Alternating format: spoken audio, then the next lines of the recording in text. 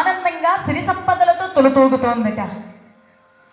ఎక్కడ చూసినా బంగారు మేడలు, పెద్ద పెద్ద మిద్దెలు, సిరి సంపదలతో అష్టైశ్వర్యాలతో తొలుతూగుతున్నారట ఆ ఉజ్జయిని సామ్రాజ్యంలోని ప్రజలందరూను. అలాంటి ఆ పెద్ద పెద్ద మేడలన్నీ అద్భుతమైనటువంటి సౌధాలతో ఉన్నటువంటి ఆ తరుణములు ఒక ప్రక్క ఒక చిన్న పూరి గుడిసెట. అసలు వర్షం పడితే బయట కాకుండా పూర్తిగా ఇంట్లోనే పడుతుందట. ఈ ఎండ కాస్తే అక్కడెక్కడగా ఆ ఎండంతా సూర్యుడు ఆ ఇంట్లోనే తాండవిస్తున్నాడా అన్నట్లుగా ఎక్కడ చూసినా చిల్లులు పడిపోయినటువంటి చిన్న పాకను నిర్మించుకొని కటిక దారిద్ర్యంలో కుచేలుడనేటటువంటి ఒక సద్బ్రాహ్మణుడు నివసిస్తున్నాడట. ఈతడి భార్యామణి వామాక్షి, చక్కని అనుకూలవతి అయినటువంటి ఇల్లాలు. ఆహా, ఆ మహాతలి ఎంతటి సద్గుణమాన్య అంటే, అతని పూపోణియుప్పు మత్తాలివేణి, అతని పూపోణియుప్పు మత్తాలివేణి, సైకత శ్రేణి వికసిత జలజపాని, పరమ కళ్యాణి నిజనేత్రి నిరసితైని, సతత వితత గుణశ్రేణి సత్యవాణి. ఆ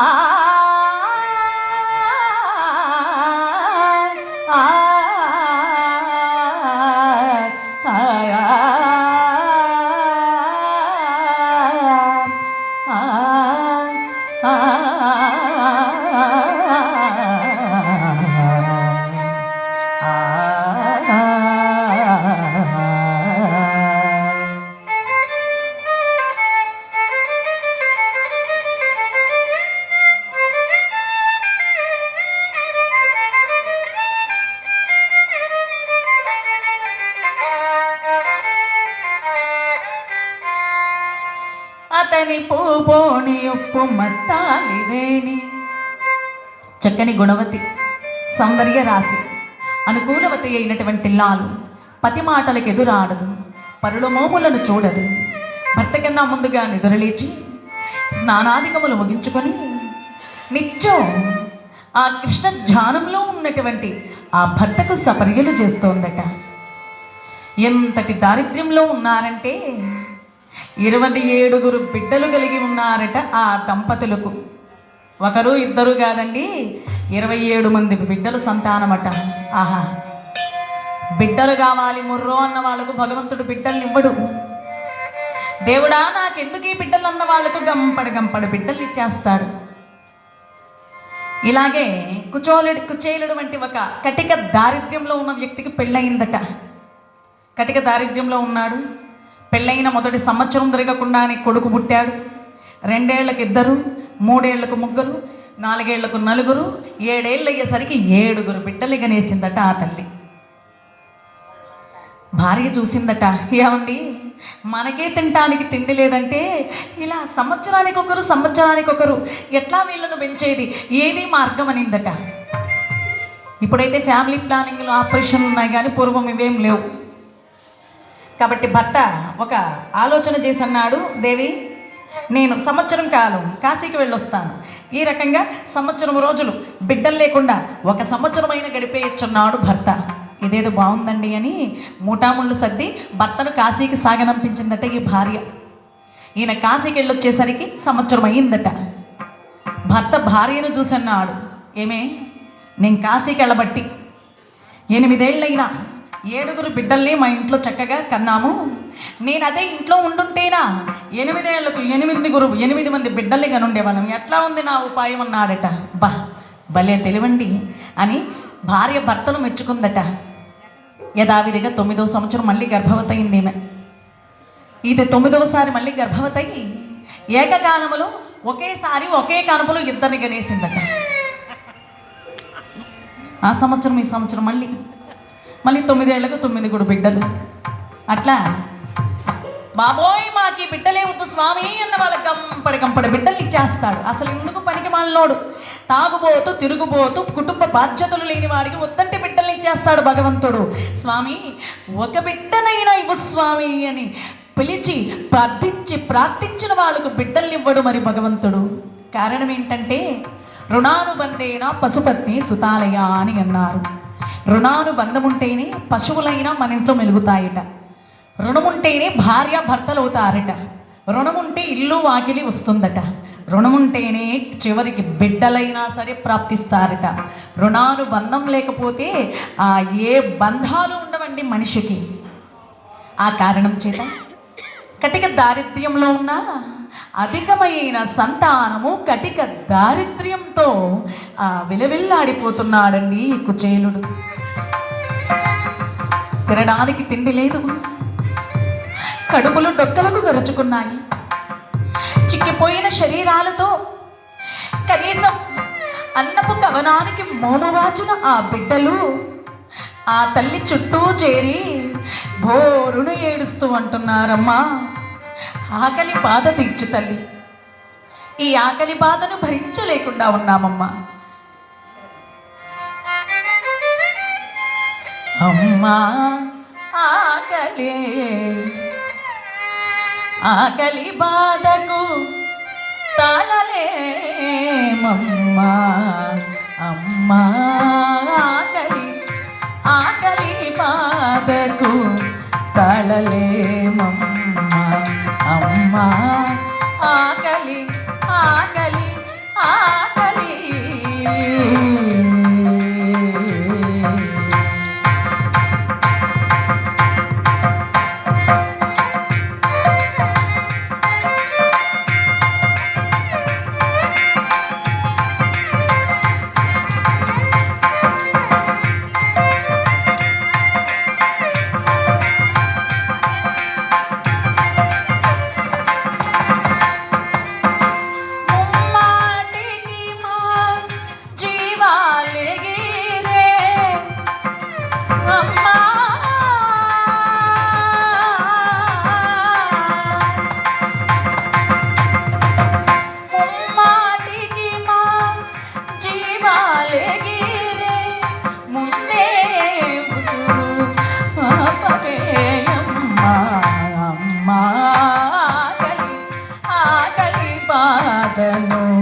తళలేమమ్మా.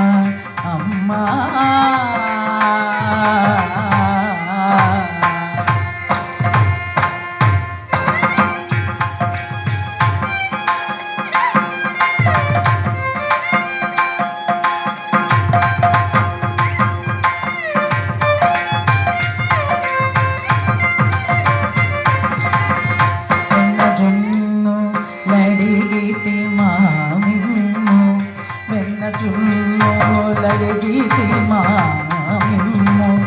పన్నుగా పాలమీగడలు అడిగితి వెన్న జున్ను అడిగితి పన్నుగా పాలమీగడలు అడిగితి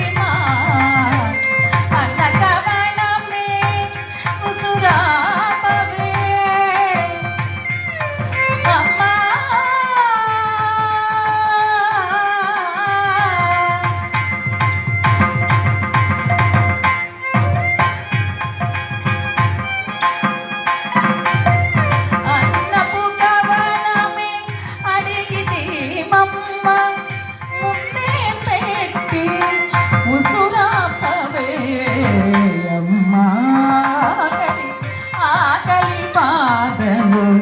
తళలేమమ్మా. అమ్మా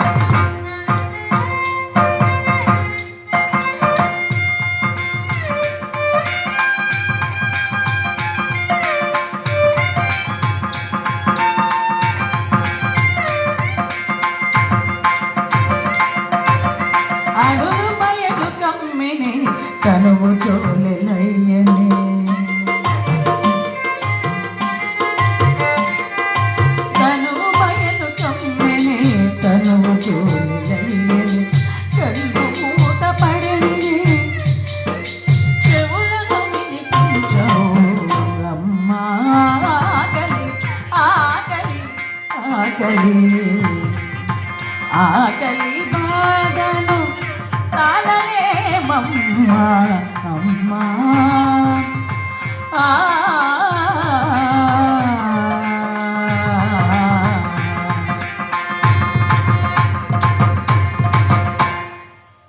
పాపపు గంజి నీటికే మోము వాచి పాపపు గంజి నీటికే మోము వాచి అమ్మానుచు చుట్టూ చేరి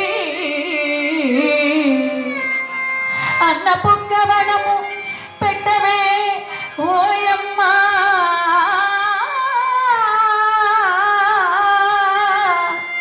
అనుచు సోలిపడి బాలకులను గని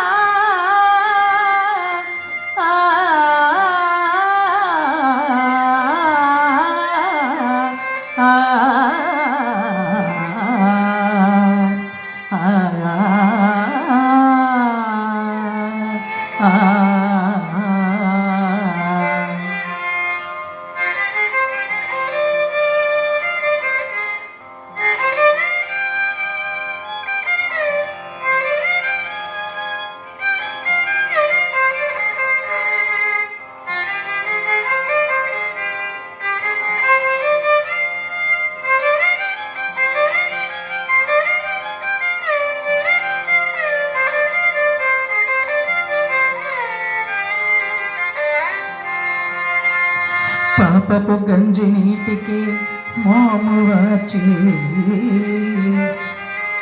అమ్మా దొన్నెలుగా చేతులు పట్టి అమ్మా మేమేమైనా వెన్న చున్నులు అడిగామా పాల మేగడలు అడిగామా ఇంత అన్నపు కవనాన్ని పెట్టు తల్లి ఈ ప్రాణాలు ఆపమ్మా జీవాలు ఎగిరిపోతున్నాయి ఆకలి బాధ చేత భరించలేకపోతున్నాం ఈ తనువు సూడిపోతోంది కళ్ళు తిరుగుచున్నాయి తనువులు జోలెలయ్యాయి చెవులు వినిపించటం లేదు తల్లి ఆకలి బాధ అన్నపు కవడం అడిగాము కానీ మిమ్మల్ని పాలు మేగని అడిగామా అమ్మా అన్నం పెట్టు తల్లి అన్నపు కవడం లేకపోయినా కనీసం గంజినైనా పోసి మా ప్రాణాల్ని నిలుపు తల్లి మా ప్రాణం పోయేలోపే కనీసం గంజి నీళ్లతోనైనా మా ప్రాణాల్ని నిలిపవే తల్లి అంటూ చుట్టూ చేరి ఘోరున విలపిస్తున్నటువంటి బిడ్డల్ని చూసి ఆ భార్య వామాక్షి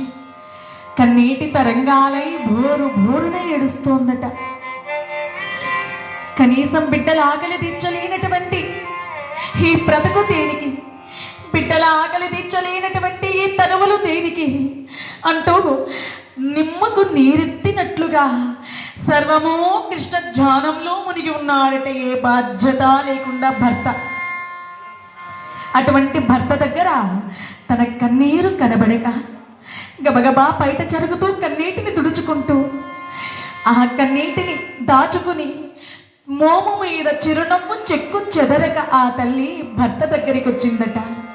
ఆ తల్లి కట్టడానికి ఉన్న ఒక్కగానొక్క చీర చిరిగి ఆ చిరిగినటువంటి వస్త్రాన్ని దాచుకుని మా కంటే ఆ యొక్క నుదుటి మీద కుంకుమ నల్ల పూసలు తప్ప మరి ఏ ఆభరణాలు లేనటువంటి ఆ తల్లి చిరునవ్వుని ఆభరణముగా ధరించి భర్త దగ్గర ఇసుమంత అయినను బాధ లేక ఆ చిరునవ్వును నటిస్తూ అన్నదట, స్వామి బిడ్డల ఆకలి తీర్చలేనటువంటి మన దౌర్భాగ్యం దేనికి స్వామి?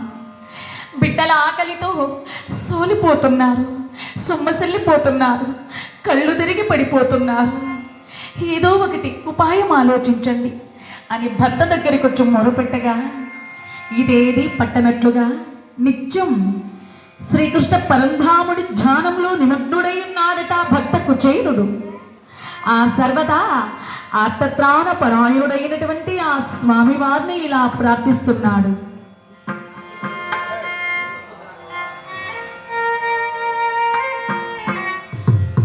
ఏ తీరుగా నన్ను దయచూచెదవో ఇనవంశోత్తమ రామా నాతరమా భవసాగరమీదను నడినదలేక్షణ రామా ఏ తీరుగనను దయచూచెదవో ఇనవంశోత్తమ రామా నాతరమా భవ సాగరమీదను నడినదలేక్షణ రామా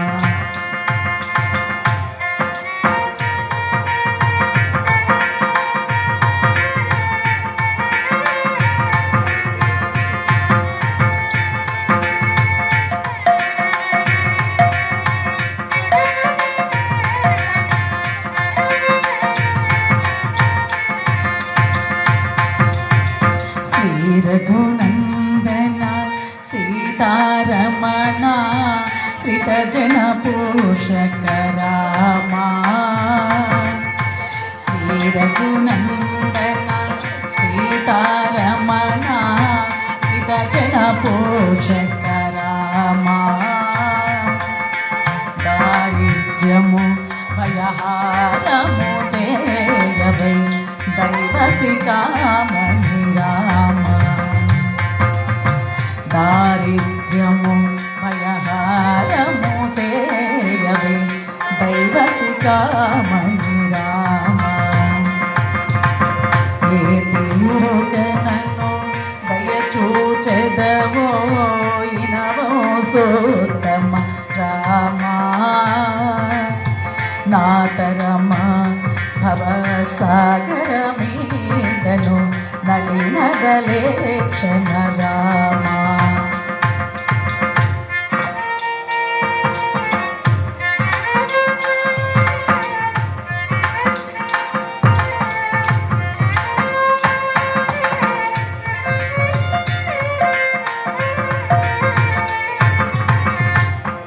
క్రూరకర్మములు నేరగ చేసితి కూరకర్మములు నేరగ చేసితి ముందుగా జోచి రామా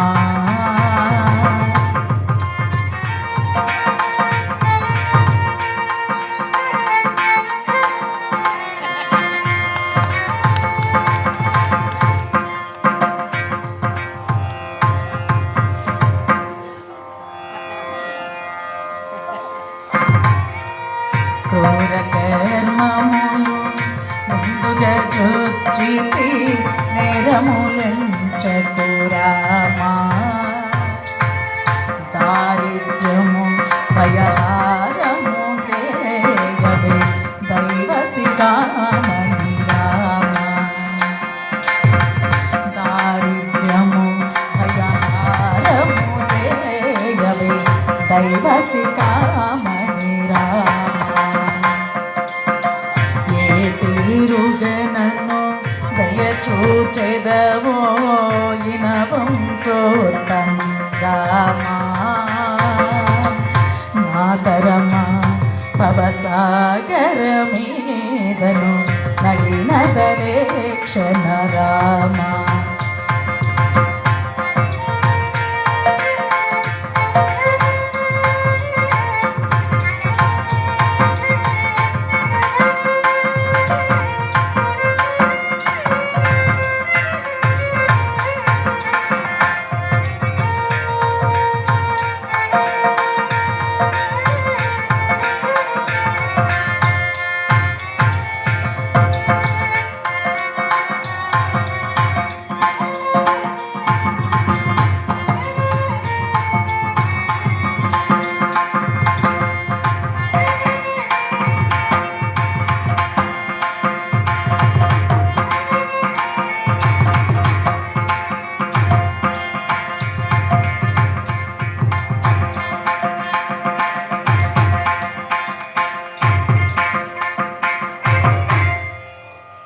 ఆ స్వామివారి ధ్యానంలో నిత్యం నిమగ్నుడై ఈ సంసార భవ సాగరాన్ని దాటించే నావికుడువు నీవే ప్రభు.